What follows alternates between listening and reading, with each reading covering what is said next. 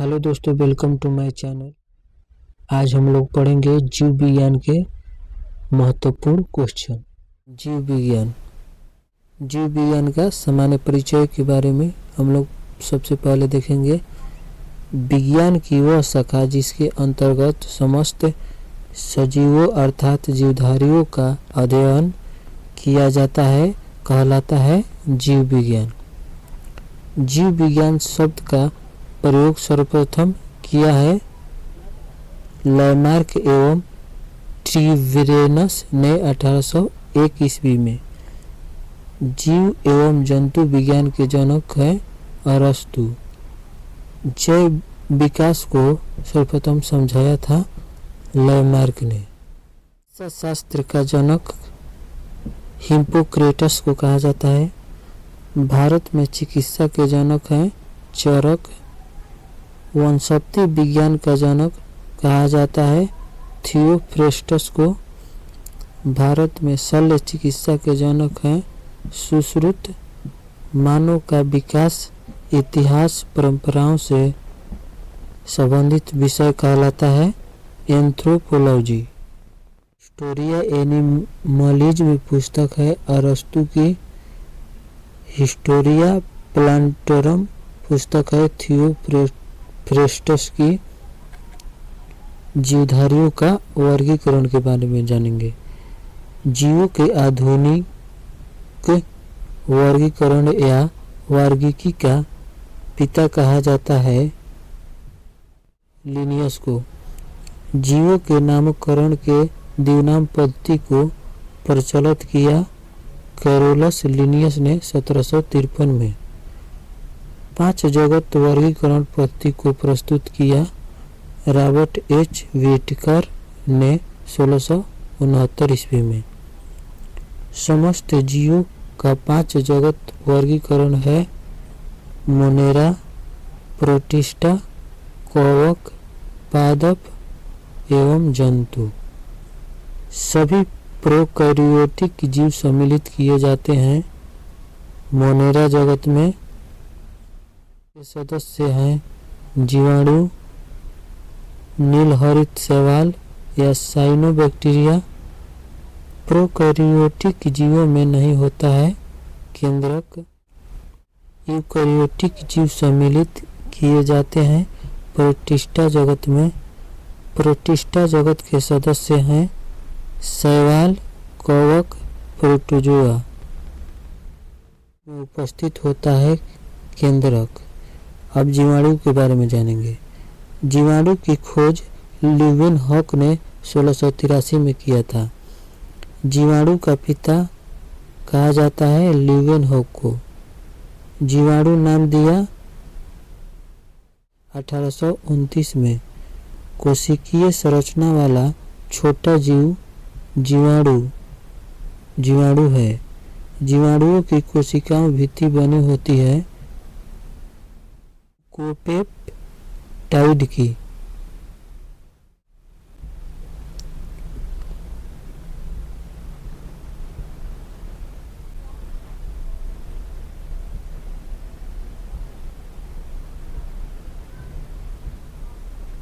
दलहनी पौधों की जड़ों में पाया जाने वाला जीवाणु है राइबोजोबियम। वायुमंडल नाइट्रोजन को नाइट्रेट के रूप में परिवर्तित करता है राइबोजोबियम। दूध में पाया जाने वाला जीवाणु है लैक्टोबैसिलस की खोज किया था जोसेफ और लिस्टर ने।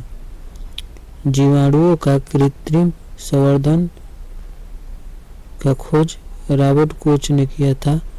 जीवाणुओं में राइबोसोम पाया जाता है 70S। अब हम लोग प्रोटोजोआ के बारे में जानेंगे।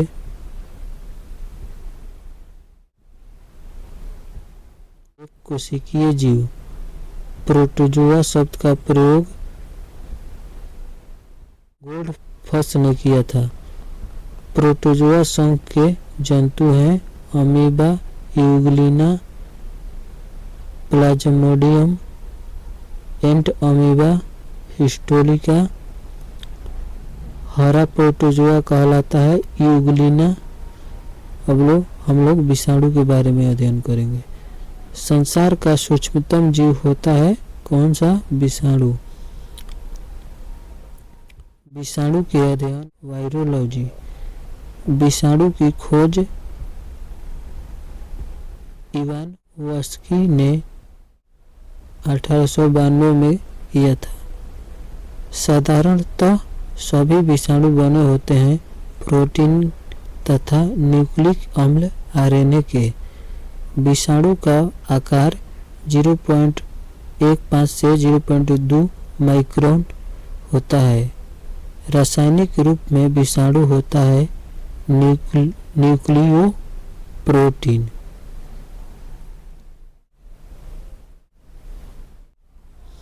अब हम लोग कोशिका विज्ञान के बारे में पढ़ेंगे।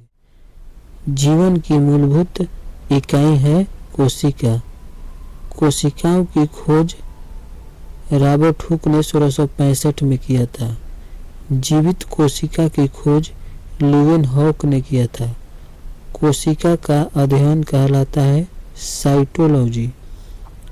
कोशिका सिद्धांत को प्रतिपादित किया था स्लाइडेन एवं स्वान ने 1838 से 39 में।